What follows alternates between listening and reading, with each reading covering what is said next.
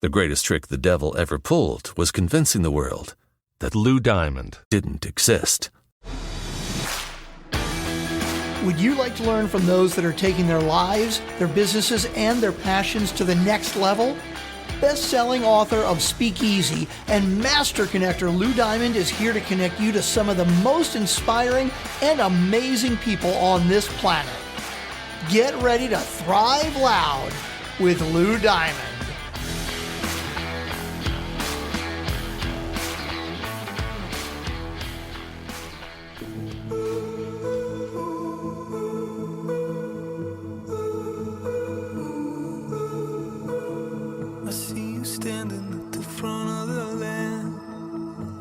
Something I can't make out, but I wanna talk to you to pull you well said. I wanna ask you to come with me tonight. Welcome everyone to another spectacular episode of Thrive Loud with Lou Diamond, connecting you to the most inspiring and amazing people that are thriving each and every day. I'm your host, Lou Diamond, and today on Thrive Loud, we have a seasoned high-tech and media executive with broad global experience, leading and driving information and strategy for startups, mid-sized companies, and large global Fortune 500 ones as well. He is the CEO of 1105 Media Incorporated, a PE-backed leading provider of B2B marketing, events, and media services, where he oversees a diverse portfolio of 5 companies that range from big data analytics training to lead gen across numerous industries. For the listeners, today we are going to chase greatness, as I bring you the author of the book, Chase Greatness, Rajeev Kapur. Rajeev, how are you today? Lou, fantastic. Thank you very much. You said you wanted somebody exciting and inspiring on there. I'm like, well, you talking about me? I certainly am, because let me make it clear, understanding the message in your career, what you're doing is definitely exciting, because there's lots of people that want to hear more about you, learn about you, and, tap into what this brilliance that you have going on. So you're in the right place. I checked it out. I did my math. I did my homework. All right. Well, thank you. Listen, I'm proud to be here, and congrats on the success of Speakeasy. I look forward to learning more about that too at some point. So, absolutely. Thanks for having me. Well, we're glad to have you here. And here's what we're going to do, Rajeev. I don't want to go all the way back to the womb.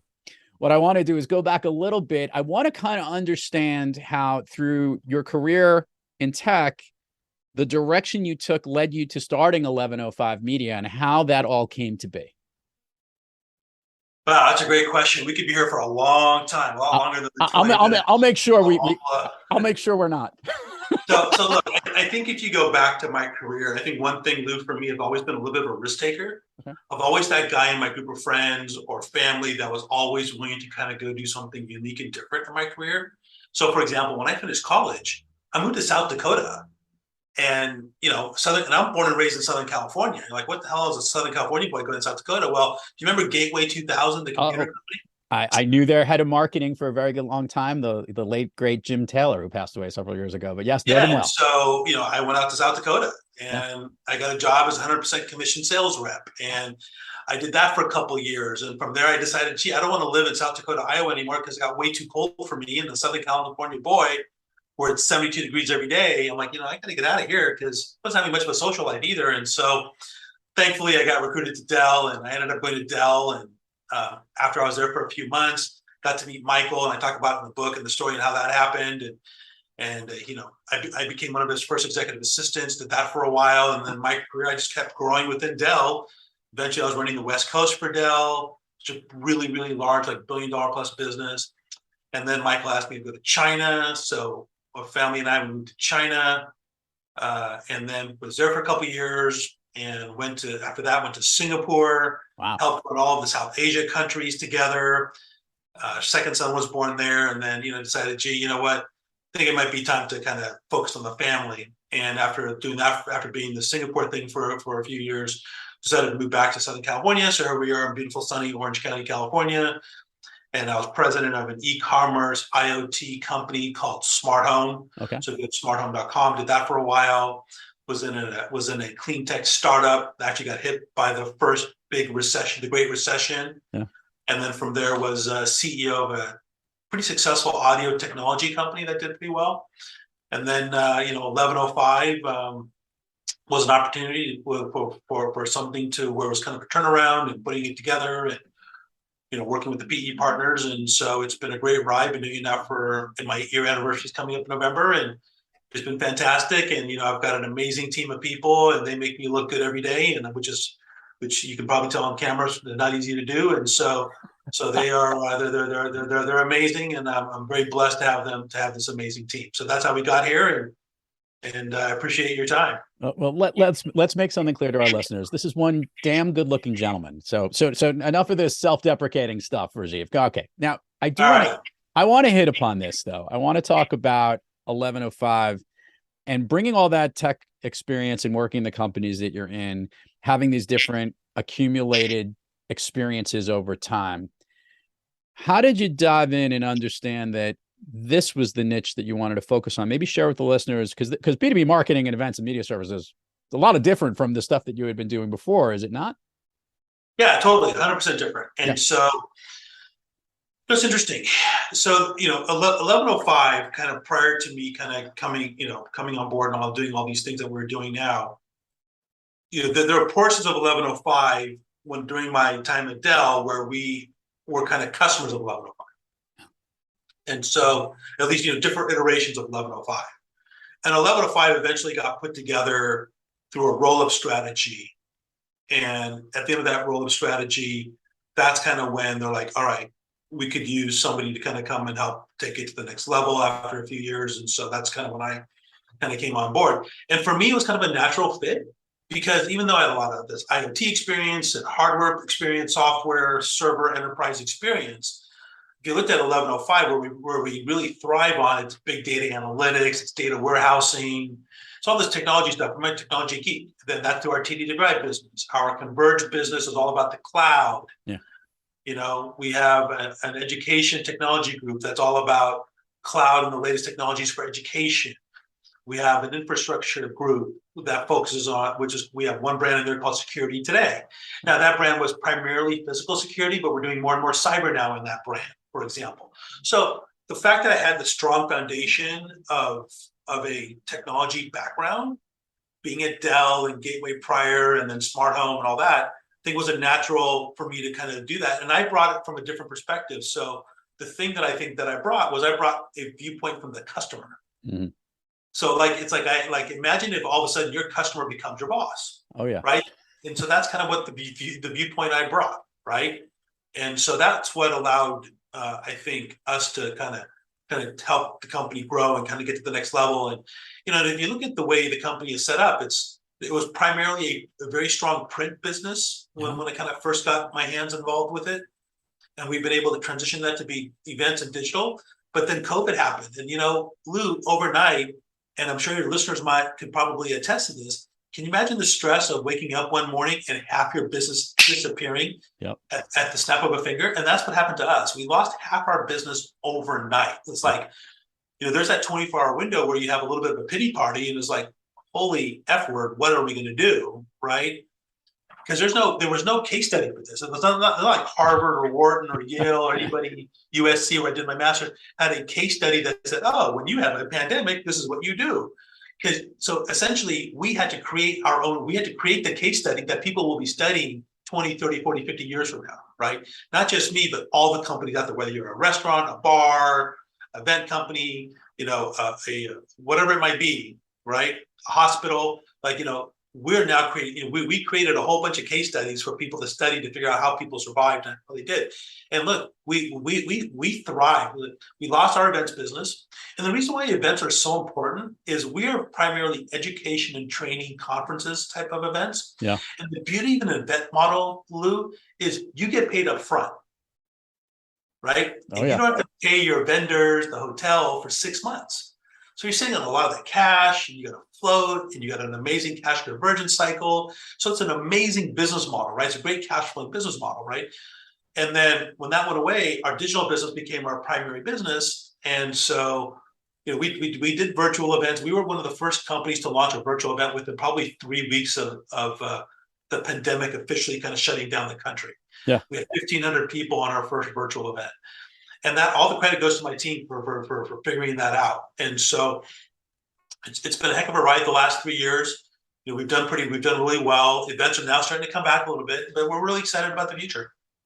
Have in-person events started to come back? Have you started to see that pick up? Have you guys dove back into that space?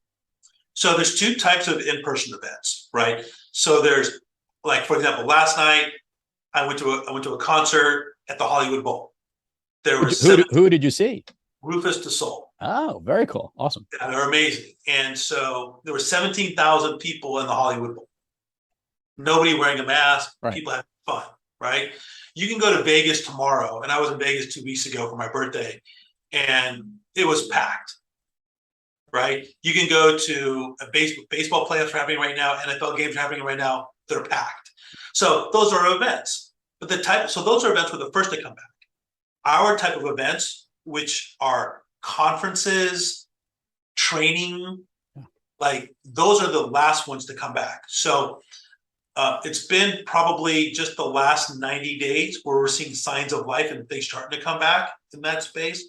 We have two big Orlando events coming up, and right now, both one of the events might actually break a record for the most attendees, but it's been almost 3 years since we've been there. And so I'll give you an example. When the Omicron virus first portion of the virus first hit in the first part of the year, back January, March timeframe, we had to cancel 2 events. Oh, sucks. Like, right, but restart. Yeah, right. But you weren't canceling football games and basketball games and whatever, right? And in concerts and movies and all that stuff. But because we're corporate, right? Because it's like no one wants to send their employee because you have liability to get sick. People are not coming. Like, oh, just do it over Zoom. But thank God, I think there's a little bit of Zoom fatigue, even though you and I are doing this on Zoom. Yep. But there's a little bit of that Zoom fatigue building in. So hopefully, this momentum we have now going into our November, December events will carry into the first part of next year. Yeah, I've been seeing it first and center, and we could talk about this later. Yeah, it's definitely coming back, and because there's a craving for the business community to know how important it is. Because you're right, they're tired of doing the virtual piece, but also the reasons that you get together for those events. So much business gets done with the networking and the relationship and the connectivity and everything there. So, first of all, thank you for being that person who helps to put these things together. As a speaker, and one of the things I always do whenever I end up at an event is I find the team, the ones who are producing it, and find it, because there's so much work that goes behind it. And that's actually what I was going to ask you from this aspect of all the aspects of what this company does. New appreciation for all the effort and things that they do at these events at your company. Yeah, look, I mean, I am blessed to have the best events team, I think, in the industry. They're fantastic, and they're so resilient. They could have curled up and just just kind of left the company, but they stuck with it, and I don't know if it was because I convinced them to stick with it or my wonderful charm here or whatever, but they stuck with it, and they've been, they should have demonstrated a lot of grit and a lot of resilience, and I have nothing but gratitude for them. And I'm lucky. I'm blessed. I know I've mentioned this 3 or 4 times, but I'll tell you, Lou, I couldn't be doing what I'm doing today or as successful as my career has been if it wasn't for the people working for me, and that's who deserve all the gratitude and praise. Chase greatness. Help the listeners understand. Obviously, this is a motto of yours, whether you go to your website, and it's also the name of your book. Talk about the impetus behind this and what it's all about. So it's interesting. So when COVID hit, as we told, right? I mean, we took, as I mentioned earlier, we took a big hit. And I realized for the first time that, when you get on an airplane, what does the flight attendant say? You got to put on your own mask before you put on someone else's mask. Yes, when the airbags, and in case of an emergency. Yeah, and so we're in an emergency, right? And so, what I realized is that I don't think I ever put on my mask first. And so I needed to put on my own mask first if I was going to be really valuable to my team and family and friends and whatever the case might be. And part of that came with me setting goals for myself and realizing that you're not promised tomorrow and that life is short and God knows what's going to happen with the next pandemic, and go out there and try to achieve the goals and dreams that you want to achieve. And then by doing that, you're going to love yourself a little bit more. And I don't want this to be all self-help, but you can be better off for everybody else around you. And so I had this idea to write Chase Greatness for a long time. And when COVID hit, I remember sitting in my office, and I had written the word great on my whiteboard. And I'm like, what does it mean to be great? And this is, I was going through my own little self journey here, trying to figure out how can I, I did well with my career. I'm doing all right. I have two amazing sons and wife, and just everything's wonderful, and just, great dog, and just things are great. And so, but what does it mean for me to be personally great? And so how can I leave a legacy? And I sat there and I walked up to the whiteboard and I erased the word great, and I wrote it vertically, right? Instead of horizontally. I wrote the word great, vertically. Right. And then I wrote gratitude, resilience, empathy, accountability, and trust. I like it. I like it a lot. Well, yeah. And so that spelled the word great. And I was an acronym, and it sat there on my whiteboard for a couple of weeks. And then I walked up the whiteboard and I erased the word trust and I replaced it with transparency. And in my mind, and what I thought is that, if I'm going to be trusting, if someone's going to be trusting me and I'm going to be trusting them, there has to be a transparent relationship before there's trust. Yeah. And so that's the word great. And so that's where Chase Greatness came from. It became a kind of like so then I took the words and I put them all in the circle, and I kind of made a little North Star drawing out of it. And that's in the book. And so that kind of became my little North Star for the book and for my life and kind of going forward, and what I'm trying to preach here is that those are the real 5 key areas that you want to really try to focus on in business and life to get to the next level. You got to focus on having a tremendous amount of gratitude for people around you. You have to show an incredible amount of resilience or grit or whatever you want to call it, because life's going to throw you a lot of curveballs, man. And just like over the last couple of years, right? You have to have empathy for your people. And the empathy thing was really important because remember, I grew up in a time at Dell where, hey, you don't go talk to your boss unless you have 3 solutions. But guess what? When COVID happened, there was no solution. No one even knew. So if I said, oh, don't come and talk to me until you have 3 solutions, no one would ever come and talk to me, right? So I realized I needed to have a lot more empathy in my body for my team and those around me. And then I needed to hold everybody accountable for really trying new things. And then just being really transparent with where we were. And that was a real kind of driving force behind being able to chase greatness. I think it's a good philosophy. And I think it's easy to understand. Yeah. It's easy digestible. And I think it's something people should be able to go figure, to write on their own whiteboards. And hopefully that could be a North Star for them. So I want to ask this question first, because as you said it did hit me, because we've grown up in the same corporate world and environment or business environment at a time. When did we make the transition? When has the transition slowly been ebbing and evolving to understanding the power of empathy in the workplace and the power of not just, coming up with 3 answers and, responding to somebody versus that interactive conversation that can take place in the business place? Where do you think, as a leader who's evolved with it over time and obviously grown up with it, led it, grew with it, succeeded with it, helped to be part of a new change with everything else, did it all start to come together? Where have you started to see that change across the businesses that you've been across, as you've been seeing how maybe those companies over the time have actually been chasing greatness? Yeah, no, that's a great question. And so I remember one time when I was at Dell, Jack Welch came and talked to the management, talked to all the directors and VPs. And Jack Welch, know him all too well. Yeah, it's kind of like the business hero for a lot of people, right? And so, what's interesting is I remember him talking about a time when he had to lay off a bunch of people at GE. And it was a time when they were, I think they were transitioning a lot of people out of the US into India, and the whole outsourcing movement had started and all that. And you need to have a lot of empathy for those people, and how to take care of those people. But what he said was, not only that, to figure out how to take care of the people that were leaving, I had to make sure that I was taking care of the mental health of the people that were still here. So they weren't scared and worried, oh, am I next? And so I remember him talking about how he tried to invest for every dollar he saved in doing these things, he tried to invest 10 cents back into the people. Mm-hmm. And that he would encourage his team to that's okay. People need to be able to vent. They need to be able to get it off their chest, so that's okay. Be open to that, right? And so I think that's kind of when it sort of started. And that's when the concept of servant leadership started taking off more. And hey, Lou, I work for you. What tools do you need? I'm here to support you, right? And so, and then we went through obviously Y2K and the dot-com bubble burst, 9/11. So you start thinking about this generation that's coming up, the millennial generation. If you think about what they've gone through, right? It's a lot. They've probably gone through more than a lot of other generations, That's a right? good point.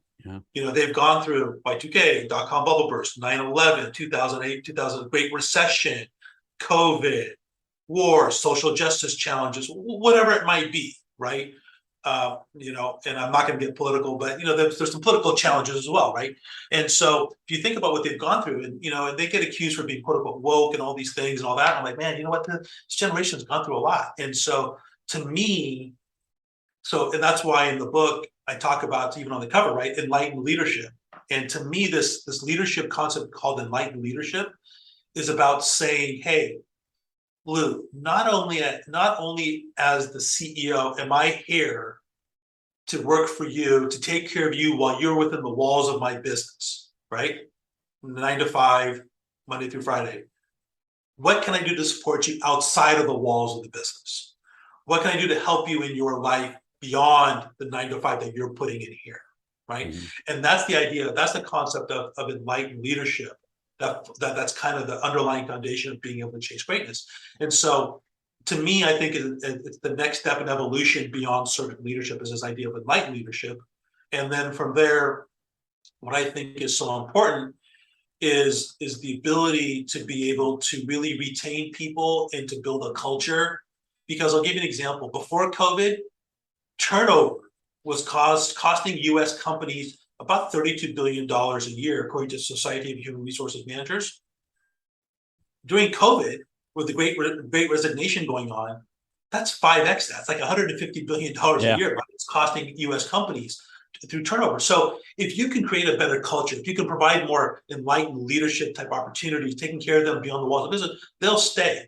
But if you can take a small percentage of your EBITDA, your profitability, invest it back into your company, you can retain those people. Like at 1105, our voluntary attrition, meaning people that have voluntarily left the company in the last year, we've only lost like two people.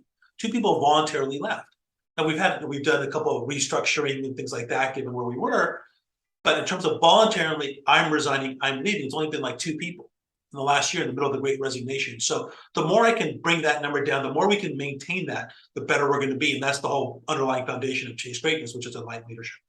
Is the message of Chase Greatness directed toward the existing leadership of the world today or for the future leaders of tomorrow?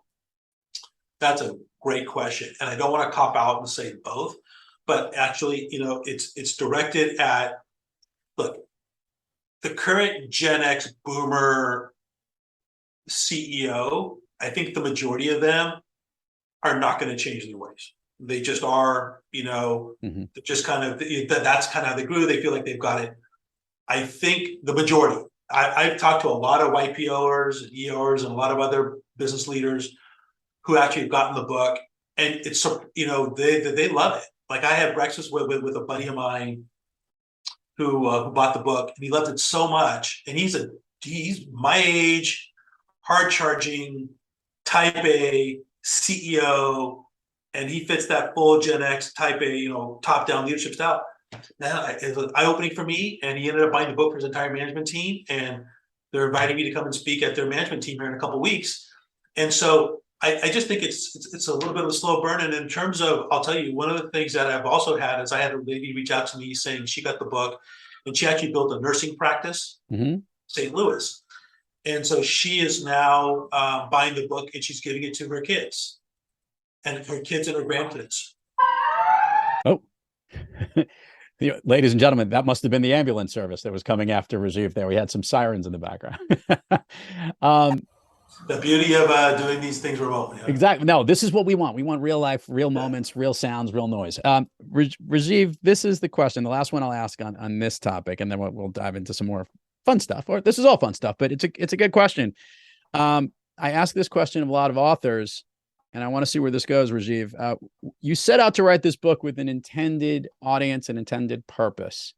But every author I've ever spoken to on this program and other podcasts as well, there's a happy accident or an unexpected gift that the author receives while putting the book together. Rajeev, what was the gift that you received from Chase Greatness and putting the word out there? You know, Lou, I might be a little bit different because I wrote this book for my own mental health. Okay. And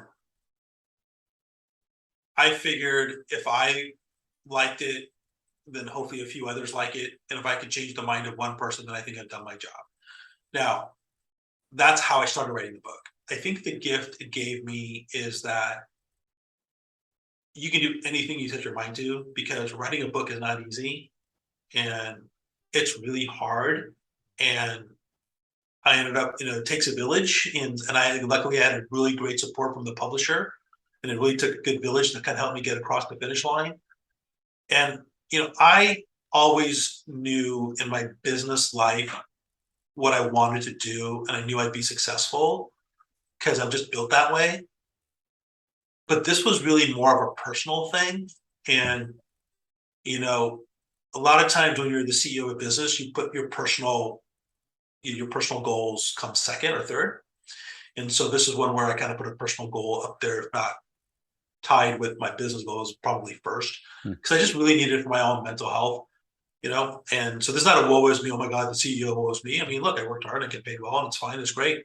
But I still wanted to do something for my own mental health and prove to myself I could do it. And so that's what it was. It's proving to myself I could do it. I like it. I'd also say that I think you said something interesting earlier.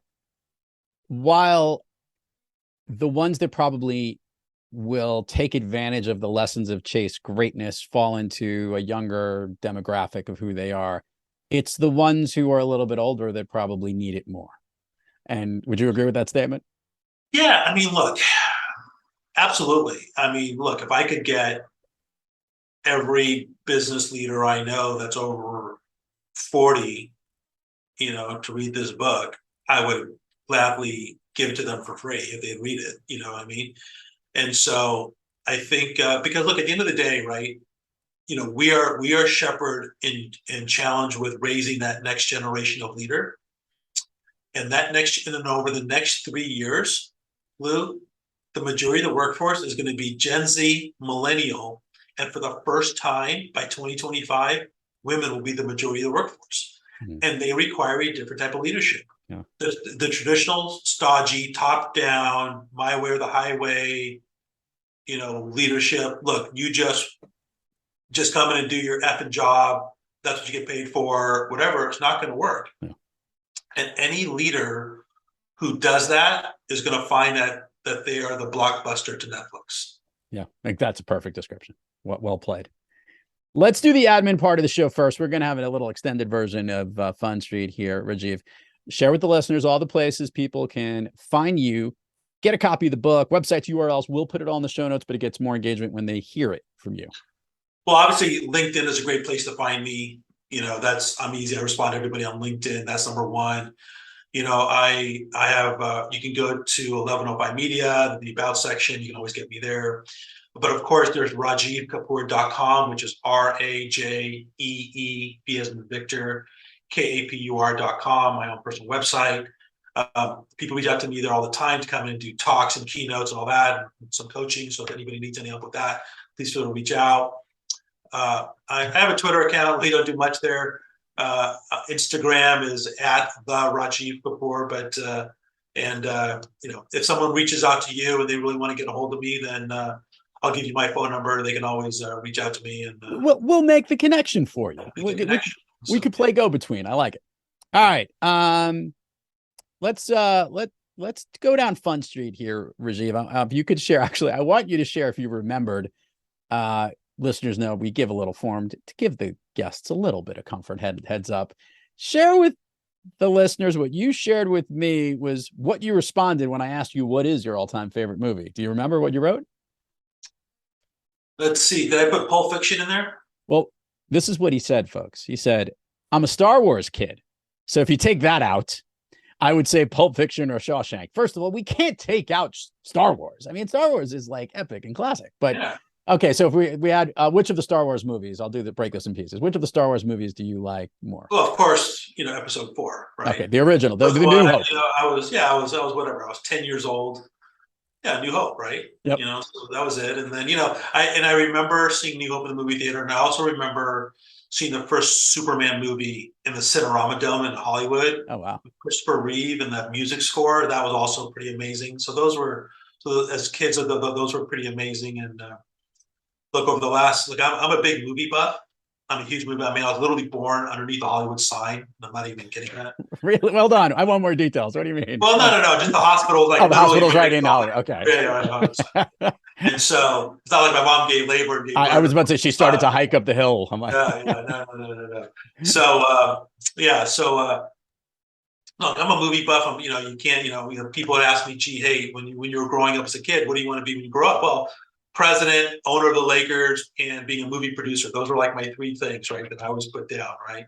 And so, so to me, I think over the last few years, if you look at some amazing, like Top Gun Maverick this year was amazing. Obviously, that's probably that's an incredible movie. And then Parasite a couple years ago won an Academy Award. But no, just so many amazing movies. The Godfather trilogy was amazing, all that stuff. So, but to me, I think the writing and the way Pulp Fiction was done and how it was all interwoven was pretty amazing. And especially when you can remember the dialogue and you can talk it with friends, it's memorable. It's really last night I just rewatched Reservoir Dogs, which for those who aren't Quentin Tarantino fans, you probably aren't listening to this podcast, but most notably, if you are, Reservoir Dogs was the first of his 9 movies that he made. And it's really what I love about what Quentin did with all these movies and Pulp Fiction specifically is how he brings back and forth these characters throughout the other movies and all their connectedness and weaving them in and out of the different actors and to get certain opportunities. Pretty much like if you've been in one of his movies, you're certain to be in 2 because they'll always figure out a way to roll out those over. And it's a dark horse kind of candidate for me for an amazing that I could see up there as well is Usual Suspects. Oh, good one. Yeah. Which is kind of not aged as well for certain reasons, but yes, Kaiser Sose, the whole concept of Kaiser is just amazing. All right, I want to do the speed round with you, Rajeev, and I'm going to throw in a bonus question in here specifically that will relate to you. But here's how it works: I'm going to ask you something. I want the first thing that comes to your mind. These are things that lift you up, motivate you, make you feel good. They basically make you thrive. Ready to roll? Yep. Okay. Of late, a song that you've been listening to that you really like, or one that pumps you up. So, I went and saw Rufus Du Sol last night at the Hollywood Bowl. Okay. And so I'll tell you, I think he's got a song called No Place. There's no place I'd rather be. That's an amazing song. That is fantastic. Fun concert, by the way. It was fun. Hollywood Bowl is an amazing venue to go to. Fantastic. I've been once a long time ago.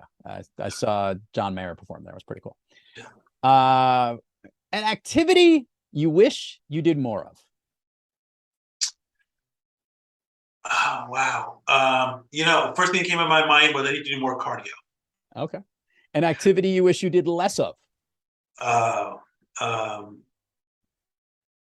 Addicted to my phone. Put my phone away. A favorite food that is not a dessert.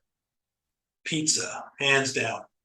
Okay. You're a California guy. Is there a certain type of pizza that you like? Well, it's funny because my wife hates it more than anything. And so there's a pizza called Round Table Pizza out here. And I kind of grew up on that. And they have this thing called the King Arthur Supreme, which is, to me, the best pizza. So, favorite dessert? I don't know if I have a favorite, but I love like a real hot melted cookie, like a chocolate chip cookie with nuts. I think I'd go with that. An Uzi cookie. I like it. All right. If I could snap my fingers, Rajeev, and you could be anywhere in the world, where are you? Maldives. Have you been? Yes. All right. Why do you like it so much? Just quiet, amazing waters, just being around all that sea life, incredible resorts, activities. It's literally like you're on another planet. It's so beautiful. To me, it's the most beautiful place on earth. Last question for the readers of your new book, those who get it in their hands, and they'll have a link to get a copy of the book from the podcast notes. You'll ever want to get a chance to see it on the landing page. Those that get a chance to dive in to chase greatness, what's the what's one takeaway that you want them to get from it? So leadership as a journey, is not a destination. And you're gonna make mistakes, and it's okay to make those mistakes. But if you just remember to practice gratitude every day, you will be successful no matter what you do. Love it. Rajeev Kapur, he's already found it, but he's going to help everybody else chase greatness. Thanks so much for coming on Thrive Loud today. You did great. And for those who got a chance to watch the video here on YouTube, he has one of the cooler images behind him. He has a classic poster of Kobe in the Air Jordan pose with the shadow of Jordan behind him and his daughter with a little basketball below it. We miss them, don't we? But and with a heart, and it was a balloon or something that he let go of, which is pretty cool. Yep. Great art. Who was the artist of that? Who did that? Just this guy in Laguna Beach. He calls himself Hunksy. Hunksy. Okay, I see. Oh, there it is. On the left. I see so he's like Banksy. He's like a Banksy, but he calls him Hunksy. It's pretty great. Anyway, thank you so much for coming on and sharing your message here today. My pleasure, Lou. Thank you so much, and thank you to the audience for listening. You got it. And to all the listeners out there, thank you for joining us. And until next time, keep moving onward and upward. And remember, be brief, be bright, be gone.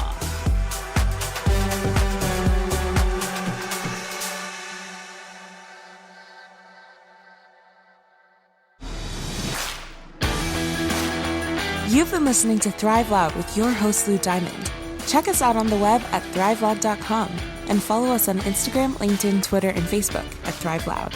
And check us out on the Good Pods app at Thrive Loud, where you can follow, listen, and connect directly to Lou and all of the Thrive Loud episodes. Thanks for listening.